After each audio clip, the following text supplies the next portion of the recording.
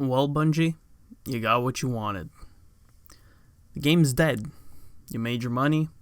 Community is split and torn. They want to love you, but they don't want to love you. You've given up on us, and you've given up on your game. I've been a member of the community for Destiny itself, a couple months into the game. I wasn't all that in tune with it. It wasn't something that I was interested in. Then I started playing it and got invested. But I was a part of the Bungie community and was a big Bungie fan all the way through Halo. I came into the Halo franchise pretty late on, almost mid-Halo 3. Halo Reach was about 2 years out. Halo ODST was about a year out. But I was still captivated. Just by playing Halo 3, I was captivated by the world, the universe they created. This conflict that even though I hadn't played the previous 2 games, I was able to invest myself in and find myself connecting with the Master Chief, the Arbiter, their cause, the relationship between the Master Chief and Cortana. And then as I played Halo Combat Evolved, as I played Halo 2, as I went on to play Halo 3 ODST and Halo Reach and see the bigger picture, not only the Chief's story, but also develop these stories around the universe itself, I was able to invest myself and integrate myself into this whole new universe, this whole world. I was able to do the same with Destiny. Albeit the story wasn't there, my Guardian was just another Guardian. They did a good job when Taken King came out. They were able to develop a threat that I felt was somewhat on par with something like the Flood, but not that deep, like having a grave mine and all that. But it was still something that I saw as a threat and something that, hey, I'm invested on destroying this threat because this universe is just so captivating. The Rise of Iron then came out, and it gave us a more concrete story, but yet developed on the universe, allowed us to learn new things about the Iron Lords, the Iron Wolves, who we could be as an Iron Lord, and not just the lore behind it, but Lord Saladin himself, and see the hardships he's faced, all through a very short campaign. But Bungie's failed that in Destiny 2. They threw away everything that made Destiny 1, and they pumped out a sequel that is hardly even a sequel. It's a half-assed reboot of what Destiny could have been. It's a half-assed sequel of what Destiny 2 should have been. And if anything, it's just another expansion with a $60 price tag on it.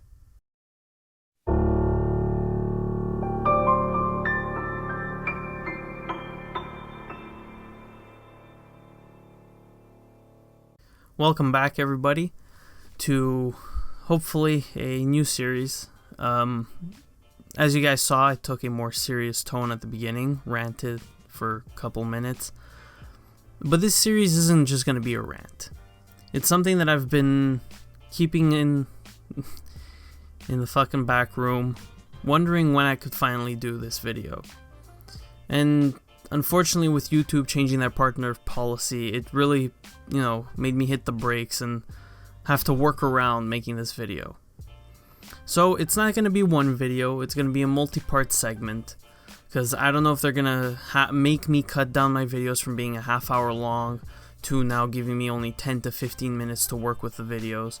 So I'm going to make them between 10 and 15 minutes each part. This should be a 3 to 4 part series. And we're gonna really delve into why Destiny 2 has failed for not only the community but gamers as a whole, and why Bungie has essentially given up on this game.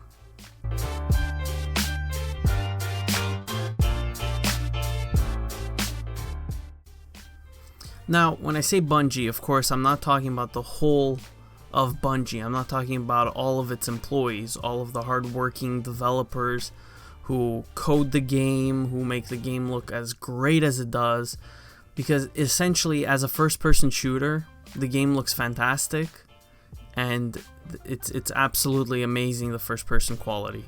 Just the whole shooting mechanics, it's something Bungie will always be able to do. But of course, it fails when it comes to story and when it comes to developing the universe. We're going to start off with talking about Luke Smith, Mark Noseworthy, Chris Beret. These are three big names. Why? Because Luke Smith is the head game director. We've got Mark Noseworthy, who's the project lead. And then another game director, Chris Beret. And the reason I sound confused a little, or if my monotone cringe voice can't personify that, I am confused. Because there's two game directors. And essentially the development team is cut in half. Half of it goes to Chris Beret, or even less than half goes to Chris Beret. And they're called the live team. And then the rest of them work with Luke Smith. As far as Mark Noseworthy's position, he's essentially the project lead and he just oversees various tasks. And I don't really have an issue with him. He's pretty tame on what he does. He seems to have a pure passion for the game, although we don't see that anymore as much. I've gone through their Twitter, I've gone through articles, and Mark Noseworthy seems like the more, casual gamer, but also enjoys it very much, has invested himself in it. Now, Luke Smith seems to not give a shit about Destiny anymore. Destiny was his thought child, something that he created with the help of many others, of course, but he became the game director because he envisioned certain things for it that would guide the game to a better future, or at least we expected him to. Why do I say we expected him to? Because he's failed us. Totally not giving a shit anymore. You listen to the podcast, which I've covered on one of my videos. I'll put a link down in the description if you guys want to see that. It is a long video, and it's about a patch notes as well. But he essentially starts going off and saying, the community understands us, they're happy with us. They enjoy this game, and this game needs to take a certain route where, they need to understand that we need to take time to develop and, create updates that are really meaningful and that'll, fix things that we need to be fixed. And he's basically padding and pandering and bullshitting his way back into our hearts, but let's face it, we say fuck no. And then we have Chris Beret. Chris Beret is possibly one of the better game developers that I'd like. Why? He's down to earth somewhat. He's straight up front with everybody. You look at his blog posts, you look at his tweets, just the tweets that he makes. He's tweeting almost every day, 2 to 3 times a day, keeping us posted, keeping us informed, or just talking about himself, of course, because it is his Twitter. But if you go on his Twitter and you just scroll through, you can see that this is what a game director is all about. He's trying to communicate with the public, trying to tell us, hey, we're working on this. We can't give too many details, of course not, it's understandable, but we're working on this right now, and you'll see it in very soon, hopefully, if everything works out properly. And he tries to be as transparent as he can be. Whereas Luke Smith, if we look at his fucking Twitter, he tweets once a week and then doesn't tweet for 2 months straight or a month straight. Ever since he handed over all development to the live team, he's been gone, wiped off the face of the earth. You hear from him once in a blue moon and he's not commenting on his game. Destiny is his game, but he's given up on it. Chris Beret, on the other hand, was always tweeting about, Destiny 2 from the launch, from the get-go. He was asking the public what they thought, he was looking at different standpoints and just hyping it up as a game director would, just like Luke Smith did. But once it transitioned to the live team, he didn't stop. He actually grabbed the horse by the reins, and he just fucking kept going, and he kept showing us more and more and more, and telling us more and more and more. Now, of course, saying is not as concrete as doing, but at least he's talking to us. He's listening to us. Luke Smith, on the other hand, hasn't spoken, hasn't said anything, and it's his game. He's the lead game developer. Sorry, game director. Chris Beret is only in charge of the live team. Why is he more transparent than the lead game director? Sorry, developer. I keep fucking saying director. No, it's director. Jesus fucking Christ. You know, this is the problem with ranting. But that's my point. It's Luke Smith has, you know, just thrown everything the fuck away. He's given up. He does not give a shit anymore. Whereas Chris Beret is still there. So what I would say is stop fucking... Bungie has to stop doing this. They're splitting their development team. So you have less manpower to work on the game and patching the game. And I fucking guarantee you, they're working on Destiny 3 right now. But wait, it's not going to release next year or the year after because they're going to scrap it 3 times over. They're going to reboot it 3 times over before they finally come to a decision on what they want. And what they want is not going to be anything close to what we expect. Although at this point our expectations are so low that it doesn't even make a fucking difference. But with that, I'm just going to stop stressing. We're going to get into Destiny 2 itself as a game. The lackluster sequel that it is.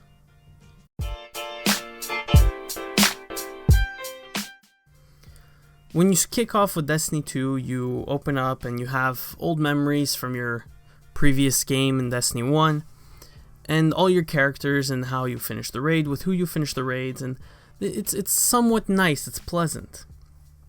And then you kick off right into the first story mission. We've all played it, we've all played the first one, the second one, the third one. I'll say up until halfway, it was okay. Story was lackluster, a little, not much happened in the middle, it was just big filler for the final battle. And the final battle really left me like, what the fuck is this? If you guys haven't played it, which, you know, at this point I'd say just fucking sell the game. Because it's a dead game right now, especially with PUBG being out, Monster Hunter World being out. Any fucking person who plays an FPS will play COD or Battlefield before they touch Destiny, or they'll play Destiny before they play Destiny 2. Anyways, but as far as the story goes, there's so many things that I would change with the ending. From the final battle with Gaul, with how we go to Io, there's just so many things that I've actually written down my own version of what would happen. And of course a lot of people are gonna say, oh, but that's a shitty version, why are you even trying to make it like that? It's what I'm envisioning and what I'm creatively trying to create. I'm not a writer, I don't know how to sound poetic when I fucking write shit, but I'm straight up just putting my thoughts on paper, and I don't know if it's just me, but they sound a little better than the ending that we got. We go to Io, Ikora is all unhappy. She finds out that the Cabal are tapping into the light, and so are the Taken. They're trying to get that pure light energy from the Traveler, but, you know, nothing's fucking happening, and it just seems stale on Io, and then we finally leave Io after we exterminate the Taken and stop the Cabal from trying to capture the light. And then I'm just...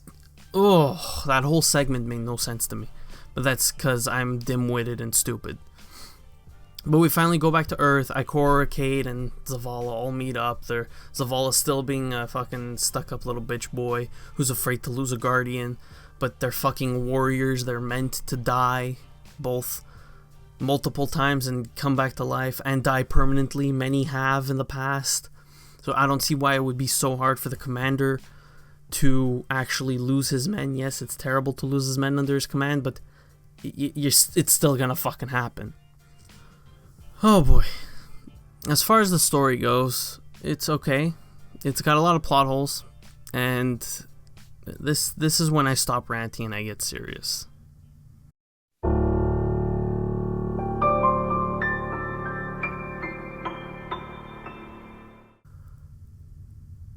Since Destiny 1, the lore and story have been the most integral part of the game and of the world for the players to explore and connect with.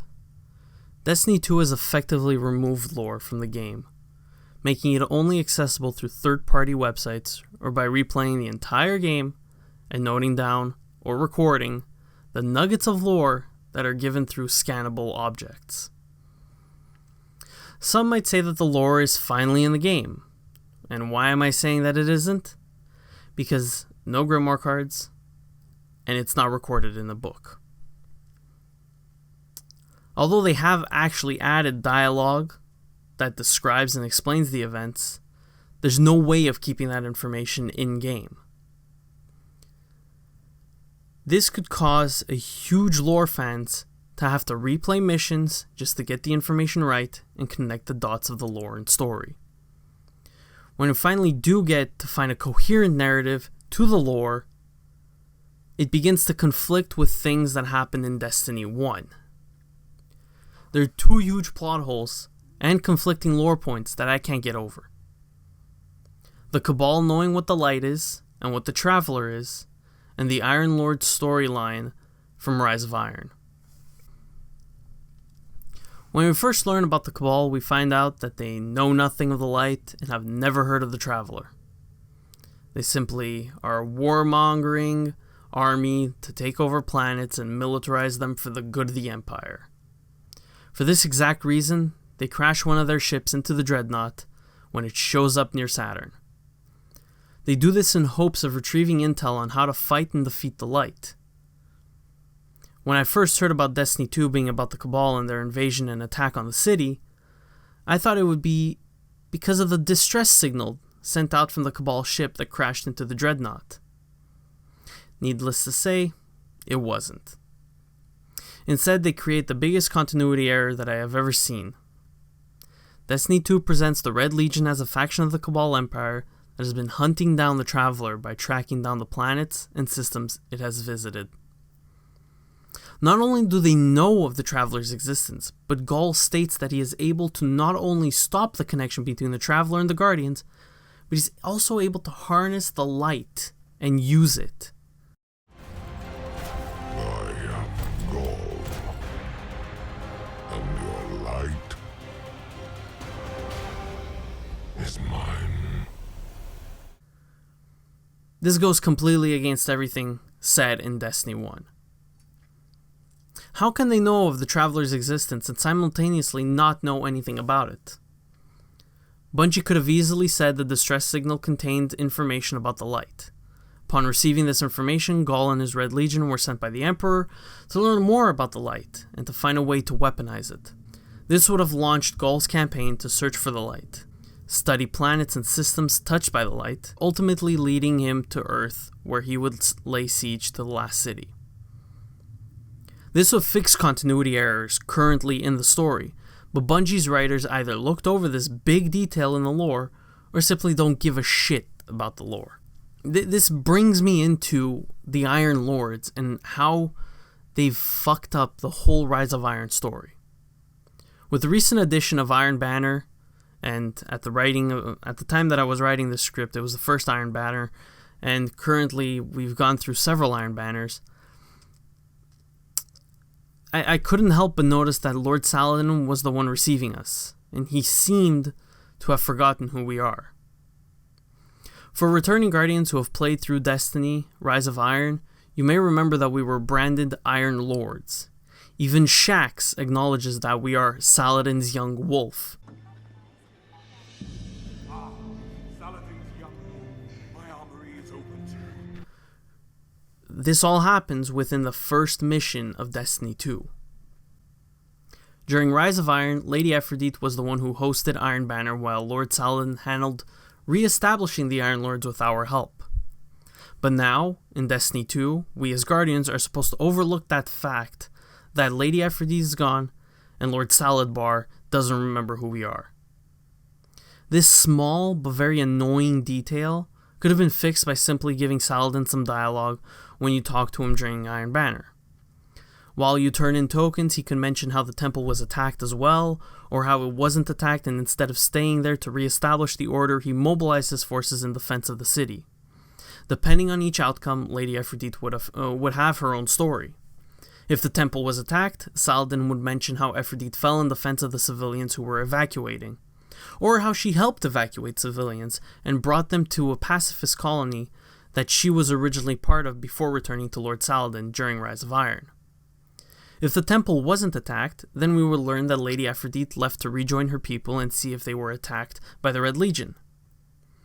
Something like this could have been added through dialogue given by Saladin. Instead, Bungie threw in Saladin and his Iron Banner for no reason but to say, "Hey look, Iron Banner's back!" This also leads to another question. If the temple was attacked and the Red Legion controlled Fellwinter's Peak, at what fucking point did Shaxx clear out the mountain for us to use it as a Crucible map? Referencing the Vostok map, think about it. I would think that being Guardians that we were, as powerful as we are, being the chosen ones who were gifted by the Traveler's Shard with the light again, Shaxx would enlist our aid in clearing Fellwinter's Peak alongside Lord Saladin, since the temple is his responsibility. If Fellwinter's Peak never fell and they didn't have to evacuate the temple, then why didn't we, Saladin's young wolf, make our way to Fellwinter's Peak and meet Saladin compared to the farm? Fellwinter's Peak is a more defensible location due to the geography and the fucking weather there. It's fucking harsh. Believe me, I live in Canada. Instead, we're treated to a new location that becomes totally irrelevant the minute you finish the plot hole-filled story. As for the story, there's not much that I can say. It's very linear with a strong introduction to everyone that will play a part in the story. Unfortunately, not even 2 missions in, we are shown that Bungie couldn't be fucked to write an interesting story. As of the 3rd mission, we gain back our light, putting us back to the same point that we left off at the beginning. Bungie could have fixed this with a simple change in the storyline. Give us our light later in the story. Let's look at the story development if we had gained our light back halfway through the game. Every event would still take place. We help Hawthorne with the evacuation and smuggling goods. This is where the story would deviate from what Bungie thought up. Before we hear Commander Zavala's message, we sense the light and are drawn to this darkness-filled area of the EDZ, hoping to find the source of this light. That is when we find the Traveler's Shard. The shard would not give us our light. Instead, it would empower us and give us more strength. We would now be able to double jump, shade step, rift, barriers, and the base grenade with no energy or light attached. Basic grenades from our modern era or the Golden Age. Then later we find out that Io contains pure light from the Traveler. The Red Legion has even traveled to Io in hopes to harness this pure energy. During our mission given by Ikora, we can have an encounter with some Taken, and as we are about to be overwhelmed and die at the hands of the Taken, we feel a surge of power. It breaks out as the Red Legion successfully drills into a well of pure light energy. The surge causes us to gain our strength back, as well as weakening the Taken. We escape and make our way to the drill site, where we begin to absorb the Traveler's pure energy. This could allow us to gain back our super abilities. This would be when we would get the Arcstrider, Sentinel, and Dawnblade. These subclasses are a primal version of our original subclasses. That's why we don't have Blade Dancer, Defender, and Sunsinger. The pure energy caused a modification to our subclasses, so we end up with those 3. Upon receiving our subclasses, we make our way back to Ikora. We show her that the light is still present on Io, allowing her to regain her confidence. This will motivate her to go back and join Zavala and Cayde. The retaking of the city would happen almost identical to the campaign. But instead of our Vanguard leaders quitting on us and making us fight Gaul on our own, they would join us on his command ship for one final stand with all other Guardians. 3 fire teams containing 6 Guardians in each fire team would enter the Cabal command ship, each with an objective. Ikora would lead one team, consisting mainly of Warlocks and 1 or 2 Titans for defensive purposes, to disable the ship and gain any intelligence about the Red Legion's current strength in the system. Zavala's fire team, mainly consisting of Titans, would create a distraction aboard the ship, causing the Cabal to go into the state of alert, locking down certain areas of the ship to protect themselves. Last but not least, Cayde and his fire team. this would consist mostly of hunters and titans, they infiltrate Ghaul's chambers via service ducts and ventilation shafts, after Zavala causes the lockdown, forcing Ghaul to stay in his chambers. As we traverse the depths of the ship after teleporting into it, with the help of Cayde's Vex teleporter, we notice that we are traveling in circles. A door opens allowing us to go through it, with no knowledge of where we are in the ship, because our ghosts are busy hiding as not to get caught in any crossfire that may occur. Large bright lights illuminate each fire team. They somehow ended up in the same place as one another. All the Guardians are confused. Commander Zavala knew exactly what just happened. It was a trap. They were lured into the main hangar of the ship. The Cabal leader, Ghaul, chuckles at the spite of these pitiful Guardians, knowing all too well that they do not possess the light required to defeat him.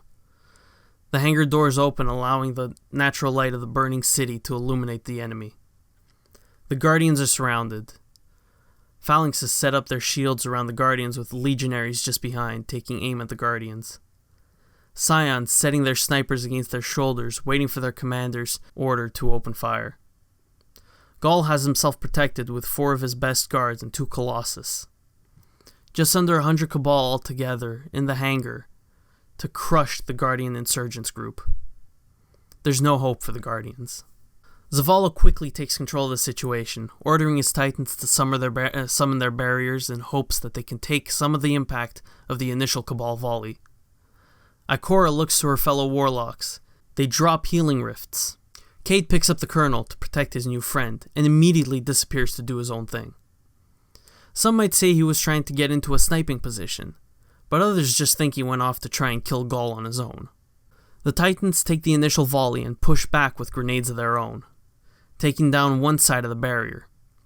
They punch a hole through the Cabal forces, causing them to disperse. The Vanguard's last stand has begun. After 90 seconds, a quarter of the Cabal forces have fallen, but the Vanguard have lost almost half of their Guardians. The Ghosts only being able to heal the damage taken, and not being able to resurrect, put the Guardians in a terrible position. We look to the commander and request that we take point on the assault, charging through the enemies using our light. The Cabal stand little to no chance.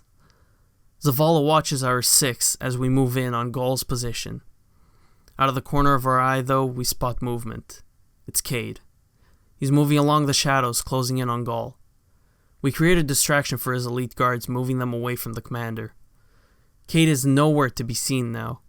He must have hidden his presence to ambush Ghaul. But Ghaul is no longer in the same place either. Ikora calls out to us, pointing out where Ghaul is. He's holding Cayde. Zavala starts charging through Cabal, trying to reach Cayde, but it's too late. Ghaul holds up Cayde by the chest, using only one arm. In one swift motion, he crushes Cayde and flings his lifeless body towards Zavala, colliding with the Vanguard commander mid-sprint. Our Guardian can't stop. We're the only ones who can stop this tyrant. We charge through the enemy's position. A low rumble can be felt through the ship, as if there was a low-magnitude earthquake. Our Guardian stops. We look back at the commander. Cayde's corpse in his arms. A tear rolling down his cheek. Zavala's lost so many Guardians with this assault. Now he's lost his brother as well. A spark of energy can be seen flickering in his fist. The commander lights up with arc energy. He leaps several meters into the air, and with that same energy comes crashing back down with such fury that the entire ship nearly drops out of the sky. Dozens upon dozens of Cabal dead. Only a crater is left to show for his actions. We make it to Ghaul and wait for the commander before engaging. Still in his Fist of Havoc, Zavala charges through half a dozen Cabal Centurions, saving a handful of Guardians in the process. The commander is only a couple meters away, for Ghaul activates an energy barrier, separating the commander from us. Nothing can be done to bring down the barrier. The final fight between Guardian and Cabal begins. This is just a small idea that I created, that I scripted on my own. And I don't know if it's just because I'm a little fucking weird or just psychotic, but it brings fucking goosebumps to me. Because it's something that would be dark and gritty and what we were introduced to in Destiny 1. Destiny isn't about these individual characters. It's about the universe as a whole. But that doesn't mean that we can't develop a story that connects us to these characters. Many people might be thinking, oh, why kill Cayde? You're just killing him to add drama. Yes and no. I was thinking of two ways. End Cayde's life or end Zavala's. Zavala's death would only bring despair to the Guardians, just like Cayde's death would. But there's a difference. Cayde would lash out, but his fit of anger wouldn't be as strongly received as Zavala's. Zavala's always been the older brother type. Shrug off Cayde, push him away, try and discipline him. Cayde's always been that annoying younger brother who just cracks wise jokes about everything, and he genuinely cares about Zavala, his quote-unquote older brother. Zavala lashing out and losing his shit, snapping back to reality and regaining his light in that moment, would reignite the fighting force of the Guardians and push them to push back. That's my logic behind it. That is why I wrote it that way. That's why, Cayde's death would be iconic. It would be a part of it. And of course, Cayde being Cayde, he wouldn't be permanently dead. As I said in the script, or as I just read out loud, Zavala just gained his light back. And Guardians can go a couple seconds with being dead. And all this happens in a fraction of a second. The throwing of the body, the catching of the body, the tear, and the going berserk. This getting the light back for Zavala is not only a sign that the Traveler is awake, but that it is possible to gain their light. And so through that thought process, everyone else gains their light. Everyone else is being able to regenerate and resurrect. So why wouldn't Cayde either? But that's up to whatever you guys think. But that's it for the first part of this series. I did make it quite long. I'm hoping that this will be out before they revoke my status as a member. But I hope you guys enjoyed. I hope that you can understand where I'm coming from. That's part 1 for you guys. Part 2 should be up either next week or the week after. It might be cut down, but that's fine by me. I'm hoping to make this a multi-part segment, and I'm hoping that you guys will enjoy it. If you do, like, share, subscribe. Let me know that you guys have enjoyed this and that you want more. If you disagree, feel free to comment down below.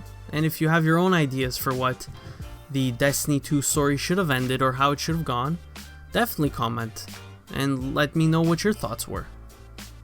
That's it for me, guys. I'll see you in part 2.